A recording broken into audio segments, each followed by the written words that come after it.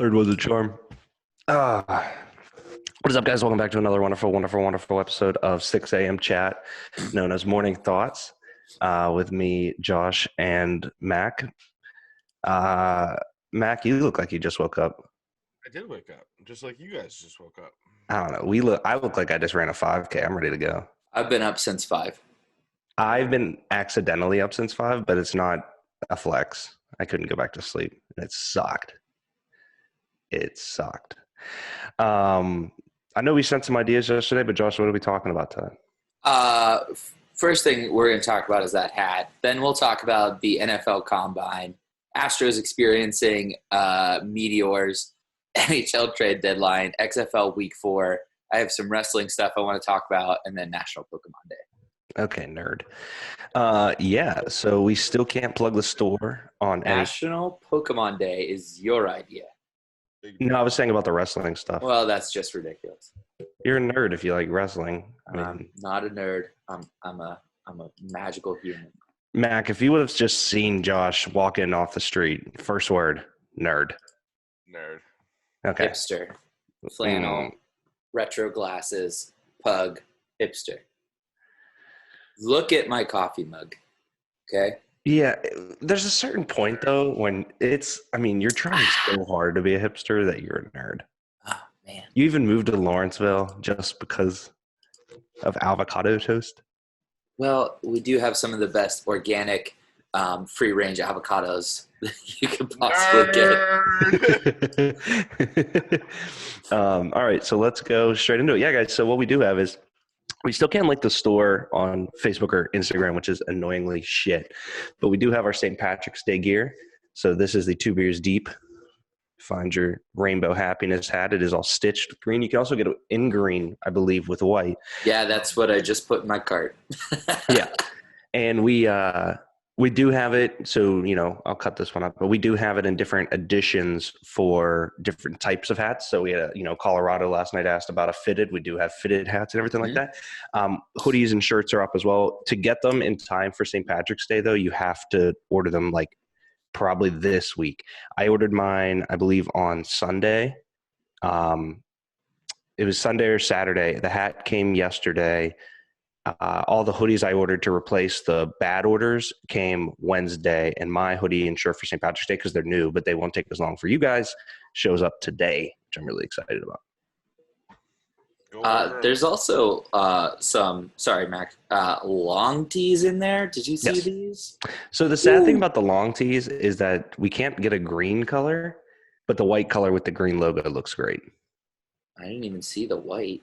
I just saw black. What's up, Mac? I said just go order them right now. That's exactly what I'm doing. Call to action. Yeah, no, I'm excited about the St. Patty's Day merch. I wore my shirt last night from last year, the baseball tee with the logo. That's what it is. It's not Thoughts on Yeah, that. it's a baseball tee. It's the circle logo with the clover that Vo made last year. That thing is awesome. Well, that is just that's too awesome. I always have people that are like, yo, dude, I need one of those. And I'm like, sick, buy it. And they're like, you don't just have them? And I'm like, no. I wish we did. That'd be awesome. Wear them all. All right. So NFL Combine. Go for it. Yeah, I don't know. Did you guys see the 40 times or anything that came out from yesterday? I watched. I mean, Judy ran a 4.27, right? From what I saw. 4.27 official, yeah, which is, rapid. Really, really. Or Ruggs, not Judy. Yeah. Ruggs. Okay. Yeah, Henry Ruggs III ran a 4.27. There's a couple other names that ran. My most prominent name is that Chase Claypool at 6'4", I think, ran a 4.42. That dude is skyrocketing up boards for me. And then honestly, I was kind of surprised to see Rager ran a 4.47. He's supposed to be a real burner in this class, and he's behind Justin Jefferson, Claypool, Jerry Jeudy. And then, man, CeeDee Lamb with a 4.5. That's not bad. Like a 4.5 isn't bad because he's an amazing wide receiver, but so I was expecting 4.4 or something. Mm-hmm. I agree. Wasn't there a tight end that ran like a 4.47 or something? Yeah. Like that? Well, Albert Okwuegbunam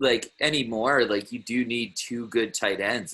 It's not like you have one guy that just comes in for blocking packages and then another guy that How many teams have catches two the good ball. tight ends anymore, though? Out of curiosity, like, what do you think? Well, I mean, that's why I was referencing Aaron Hernandez and Rob Gronkowski, just because that's all they did. I mean, they killed it when they were together in New England. Yeah, I think that's a lot of Billy B being Billy B too.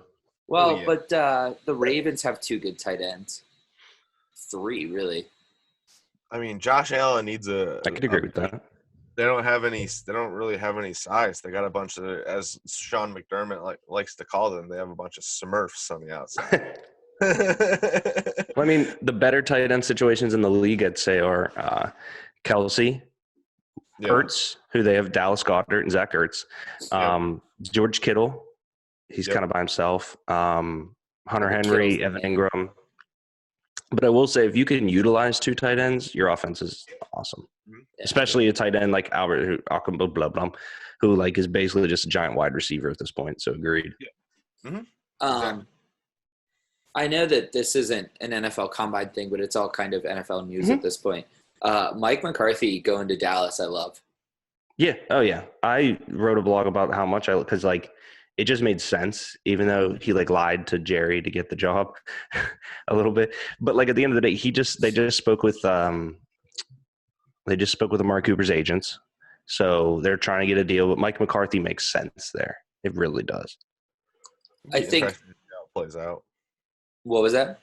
It'd be interesting to see how it plays out. I mean, because just kind of after how everything ended in Green Bay for him, I think it should be like a good redemption for him, maybe after kind of how it ended in Green Bay, coming into a team that needs help. It's kind of come up short in the playoffs. I just like the idea of him working with still relatively young talent in Zeke and Dak. I think that's like a huge thing that maybe like he didn't get his true opportunity to do when he was in Green Bay because Rodgers was already Rodgers when he got there. So I think it'll be a cool thing to see whether or not he is as good of a coach as I think he is. Yeah. Especially if they keep Kellen Moore as their offensive coordinator, which they plan on doing. We'll see if Mike can relinquish play calling abilities, something that he kind of couldn't get away from in Green Bay. So, and then did you see the thing about Dez yesterday? They might bring back Dez. They might bring back Dez. Always good for Jerry Jones. He said he's been thinking about it in the shower. Thought that was funny. Is that was the quote? Yeah, he said I've been thinking about it in the shower. You know how awesome Boss Man is. He plays himself on Ballers. Yeah. As the bad guy. It's amazing. It's incredible. He's that aware of what and who he is to the NFL that he's willing to play a characterized version of himself on TV as the villain of the whole series. Incredible. I just like him in the league. Oh, yeah, he's in the league too. Yeah. Oh, he's the man. Anyway. He was in Entourage too. I don't know if you guys have ever seen Entourage. Oh, no, I'm not a big Entourage guy. You don't like Entourage? Entourage. One of the greatest shows. Is this a Zuckerberg? No, that's Michael Scott. Oh. Like, you gotta love Entourage. Oh, I thought this was a Zuckerberg. No, I was quoting Michael Scott. I'm nice to you guys. Great show, though. We're nice to Zuckerberg. That's true. Mac, there is an asteroid field somewhere down south right now, but it's not hitting the planet. It's just hitting baseball players. Oh God! Since the beginning of the spring training, you're so proud of that. Earlier, what? You're so proud of that. Oh, it's like, what are you talking about? I mean, we had started talking yet. Sorry, go on. That was clever though, Josh. Thank you. So since the beginning of spring training, which was earlier this week, I think the Astros have been hit. I think I heard yesterday a total of 9 times already. I mean, Jose Altuve was pegged in his first at bat, even though reports came out that said the pitcher lost control of a curveball, which I mean is possible, but it's a pretty good excuse to peg someone. Oh yeah, I just lost control about it. I've lost control of a curveball before, and I've hit people, so like I can see it happening. But when it's Jose Altuve, the guy who's at the center of the cheating scandal, it's probably not true. And then Alex Bregman got pegged in the back of pretty much the back of the neck 2 days ago. So that was pretty interesting to see. I don't know if you guys saw that video. But the funniest thing that I've seen so far from the whole situation was the start of their game with the Mets. I think it was like 2 days. I think it was a day or two ago. Noah Syndergaard was pitching. George Springer was the leadoff batter for the Astros, and they both walked to the. Syndergaard was on the mound. Springer was walking to the plate. Like it was probably like 2 minutes before the start of the game, and Syndergaard just sat there and waited until exactly like the start of the game time, so that the Mets fans could just boo George Springer for like 2 or 3 minutes straight. He just like waited and just let him sit there at the plate and get booed, and I thought it was pretty funny. And then he came up for a second bat in the third inning, and he was getting booed again, and he tried to kind of silence the crowd, and he took a monster hack and ended up on his That was butt amazing. over the plate. I wrote a blog about it yesterday. It was one of the videos in the blog, and it was absolutely hilarious. It was the funniest thing I've ever seen. He looked like me at the wiffle ball home run derby. Like it was bad. Pretty It much. was bad. But he ended up on his ass. Yeah. He swung really, really, really hard. And so that was pretty funny to see. But I mean, if this is happening right now in spring training, I'm curious to see if it will carry over to the regular season. Hopefully not. Hopefully it's like here. I hope it does. You got your licks in. I told Malik last night, I said I would if I was playing a 3-game series against them, I'd give up game 1. Just everyone get ejected, peg them all. But then you wouldn't have them for game 2 or 3. Fuck them. No, because Josh brings up a good point. If they're cheating, catch them. But this is a level of cheating that I know that I'm in the right by saying peg them simply because Mike Trout came out. And that is all I need to know. You're God and Savior, Mike Trout. That's it. Have they played the Dodgers yet? Not that I know of. Oh, see now. Are they in the same? I don't think so. They wouldn't play each other, right? The Astros are. The Astros aren't in Grapefruit, are they? The Astros are in Florida, I think. Okay. And then the Dodgers are in Arizona. I don't know. And they probably won't play each other this season, right? They don't play each other. I can't remember what the lineup is this year. I have to see now because that is a different. Oh, the Marlins changed their logo again. Jesus, that's good. Those guys can't get their shit together. Stale. Right. Are they not? They're not the Miami Marlins, huh? Yeah, they are. They are. Yeah, they used to be the Florida Marlins, and then they changed. All right. If they play the Dodgers, then the Dodgers have free reign to hit as many people as they want. I think they all have free range. Everybody hit everybody. You want baseball to police itself? Do it. Hit them all. I guess like if you played them in the 17 playoffs, you can hit them, but like the Dodgers have the biggest bone to pick, right? Like it went 7 games. It could have easily went one way or the other. And we know for a fact now that huge home run, like literally was the reason that they won, and they cheated on it. So they do not play the Dodgers this year. Hit everybody. Hit everybody. All right. Just peg them all. Yeah. Peg them all. Next up, we have the NHL trade deadline. Zuckerberg. I just want to pull up my little cheat sheet here. Man, I think some of the biggest things that happened was Carolina got way better. Yes. Hashtag emergency goalie. Well, yeah. Hashtag Zamboni. I was thinking more about Trocheck and Slavin going there. But yeah, Trocheck, the Pittsburgh guy, so that's a big deal. But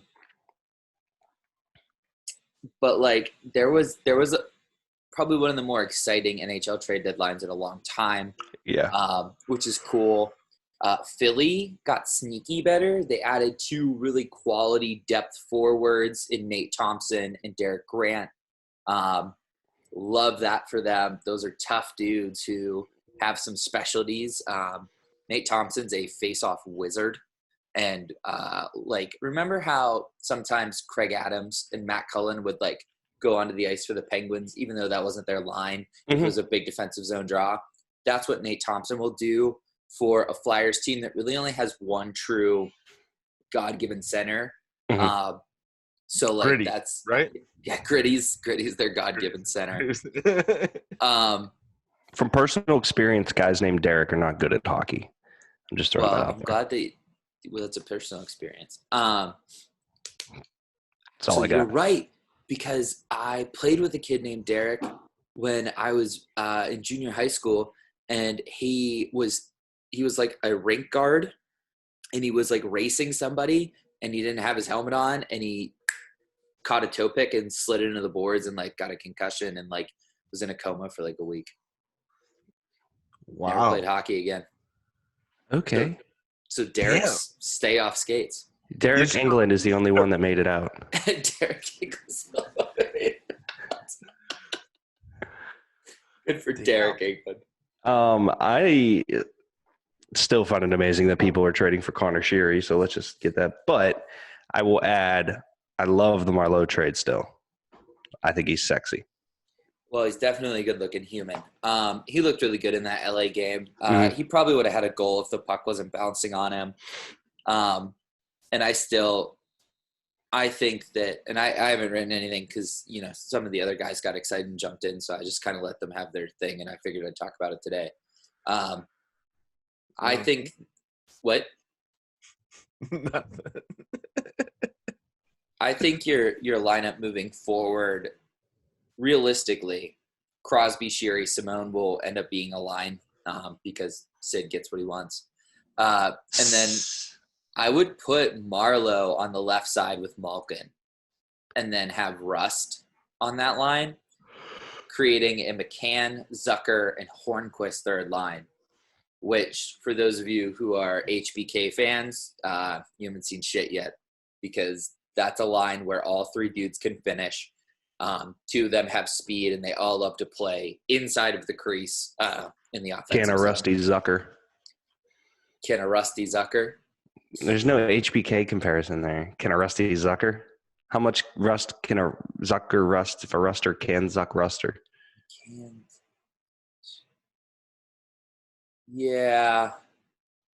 I mean, the Sid Sheary Simone, you just go, so nailed it. Nailed it. They're all blonde. You could do something with that. White chicks. White chicks, exactly. So, what happens when Gensel comes back? I think we talked about this. Bench him, he sucks. Simone loses his spot and moves down to the 4th line. Okay. But he doesn't, like, Simone will always have a jersey. Oh, yeah. I want to make that very clear. Coaching staff loves that guy. They love Me too, that guy. I bought it. They love that guy almost as much as they love Connor Sheary, who is married to Mike Sullivan's daughter. Really? Nepotism's a thing, kids. Get it, Sheer. You know, good for him. All right, XFL Week 4. Does anyone have any bold predictions or even care about the XFL? If not, we can move on. Man, I will say this. I tried. Yeah, it hasn't really caught my eye too much, to be honest with you. It feels so much like the AAF right now. Yeah. Well, at least they're still alive in week 3 so, or 4. I think. No, I mean, wow, we should have done a long spread. The Wildcats are favored against the Guardians, which makes me happy. They should be. They played really well last week. Yeah. They really played well last week, and they got their quarterback now, which Josh Johnson. So if now the offense is like locked in, let's see what they can do. Go Go ahead, sorry. Week 1 and 2, they led going into the half and then lost the games in the second half. So the goalie, the quarterback that I picked the Wildcats because of Luis Perez will get the start for the Guardians because Matt McGloin has been a pile of garb. So I'm interested to see that because we traded him away because we had Josh Johnson too. We'll see. The Defenders are only favored by 2.5 over the Vipers. Come on, Tampa. Let's go. I would be loose. Let Q loose. Shocked if the Vipers beat the Defenders. Well, I mean, but the Defenders lost last week, and it seems like maybe they're not so much of a road team. Yeah. They're not so good when you get away from the beer bongs and Bentleys of DC. Agreed.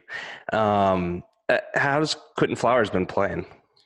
Q has been progressively getting more and more snaps, and they're letting him throw the ball more and more. He had the most attempts last week than he had to this point, and was about at 50%. So he was better than that. He went 6 for 8. So for Q, that's pretty good, and he didn't throw a pick. So that's all you can ask for. Yeah, you don't turn the ball over. That's all you gotta ask for. Well, the XFL, the way the rules are written about offense, is built for Quentin Flowers, PJ Walker, Josh Johnsons of the world, where like guys who, when they get in trouble, can use their feet, but don't have to use their feet to cross the line of scrimmage, but can instead buy time for themselves and do it in a way that lends to legality inside of the rules, I guess is probably a good way to describe it. Like they're not going to get, like a lot of the times, like a quarterback who delays is in the NFL can get holding calls against his offensive line because he's taking too long or they're not able to hold a defense. But defenses in the XFL, with the exception of St. Louis, aren't that great. And it's just kind of, to me, like seems like a no-brainer that league is kind of built for them. So fair. I mean, I think it's cool to see guys get like a second shot in the XFL. I think that's one of the big attractors for me. I mean, you have a guy like PJ Walker who was on the Colts practice squad and gets a chance and wins the starting position, and now he's like the face of the league pretty much. Yep. Or a guy like Cam Phillips, who was of course a Buffalo Bill, my guy. And he's out there killing it with PJ Walker in Houston. I think those are the best part about the XFL, just seeing guys get a second chance and being able to prove themselves, and possibly win another job and win another contract in the NFL. I think that's the coolest part of the league. Agreed. I think that's going to wear off soon, though. And what I mean by that is like, so just looking at the stat leaders, PJ Walker, you know him or you don't, but now you know him. Jarvis or Landry Jones, Brandon Silvers, they're both up there in yards. Cameron Artis-Payne for running backs, James Butler, prominent names, and then you get a Nelson Spruce. But there's going to be a time where the name value of these guys isn't there if the XFL sticks around, because the reason we know Cardell Jones and all these guys is because they didn't make it in the the NFL, right? Yeah. I don't think we're going to get to a space where like, and I think the college game is going to be XFL's best friend, because we're never going to get to a space where like this guy tried and didn't make it and then he went back to the XFL, because I think the XFL is going to be looking for people that want to be in the XFL, not the leftovers from the NFL. Yeah. So I worry a little bit that name value of certain players is going to wear off, but I do think that the XFL has something sustainable. Mm-hmm. I mean, it seems more sustainable than what the AAF was trying to do. Yeah.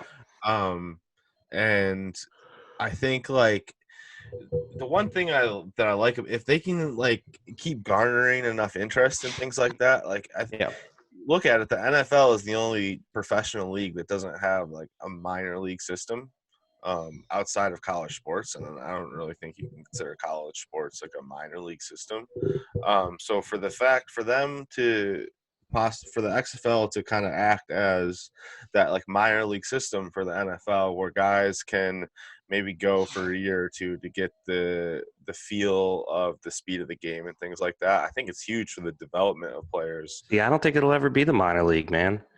They've come out and said in the XFL or the NFL that they don't want that, and that's why the AAF failed.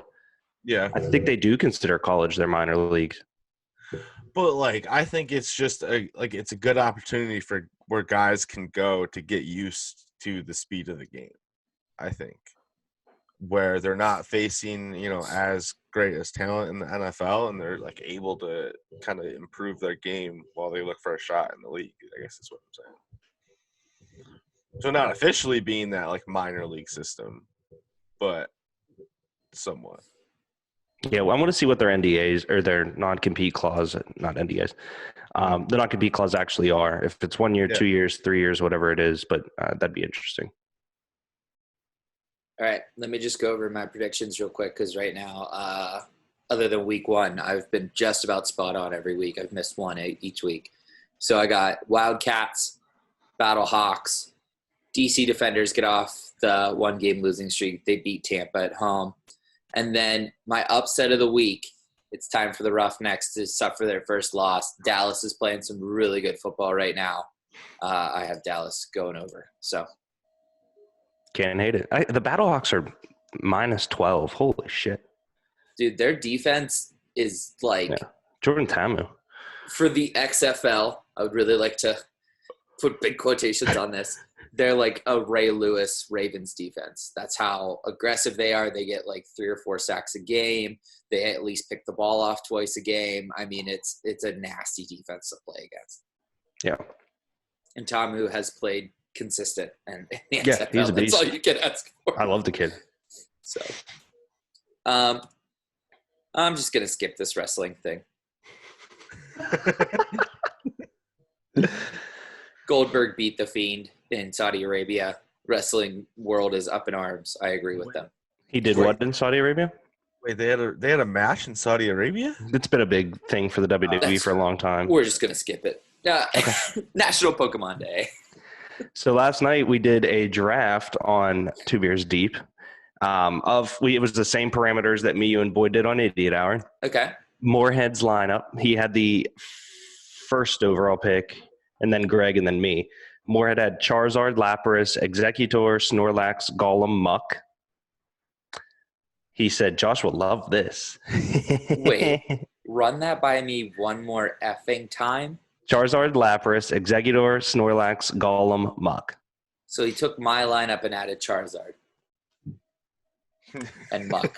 Some would say that maybe you preemptively took his lineup. Who would say that? Austin himself? No, me. I mean, you did. You would have been better leaving Aerodactyl and taking Muck. No. Aerodactyl can fly. Touche. Greg had Dragonite, Zapdos, Rhydon, Magmar, Gyarados, and Venusaur. Okay. Respectable. Yeah. Yeah, and then I won with Gengar, Alakazam, Moltres, Blastoise, Electabuzz, and Vileplume. To be fair, it kind of sounds like you didn't have much competition. Yeah, so there's Pokemon enthusiasts, and then there's Pokemon masters, Josh, and undefeated. I think you were in a much more class of your level when you were against Boyd and I, because those are some amateur picks.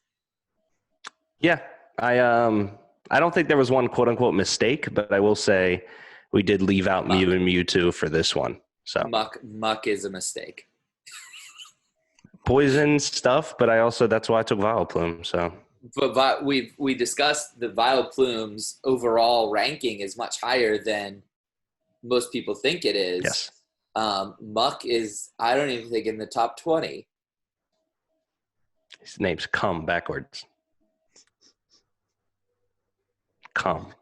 I like the Alakazam pick. Big Alakazam guy. Thank you. That was my on the wrap. I got Gengar and Alakazam, and I asked them if they wanted to stop now, and they said no. Because they didn't know. No. They weren't ready. National Pokemon Day. It was a good day. We wrote a blog about the nostalgia of it. What was your earliest memory of Pokemon, gentlemen? Oh, I think it would have to be the so you have the Game Boy, you have to plug the light into the Game Boy so you can see the screen. Yep. And just like laying in bed and trying to like stay up as long as I could playing Pokemon without like my mom coming into my room and telling me to go to bed. Like just the small little light on the screen and playing as long as you could, I think, is the biggest thing for me. Josh? I saw a Squirtle card in elementary school, and I remember holding it and thinking this is the prettiest artwork I've ever seen on a trading card. Mine was catching a Caterpie, and it was electric because Ash had a Caterpie, and I was excited. Understandable. So actually your first memory of Pokemon was the show. Oh, no. Catching a Caterpie in the game. Or you're saying, I see what you mean. But that was the first, like, oh, this is real. Okay. Because he was my second Pokemon. Like, he was the first person like I caught. And Yeah. so, yeah, my earliest memory was we got a tape that was it was like a preview for the show, like, hey, kids, look at what's coming to America. And I would watch that tape over and over and over and over again. It was crazy. And the tape wasn't even the show. It was just explaining what Pokemon was. That'd be cool to find. It's definitely at my parents'. I'll get it this weekend. That'd be cool. All right. That's all we had this week. Zuckerberg. All right, ladies and gentlemen. Thank you for tuning in to the wonderful... No, Greg, I'm not riding with you to work. Thank you for tuning in to Morning Thoughts. We'll see you next time. Go catch them all.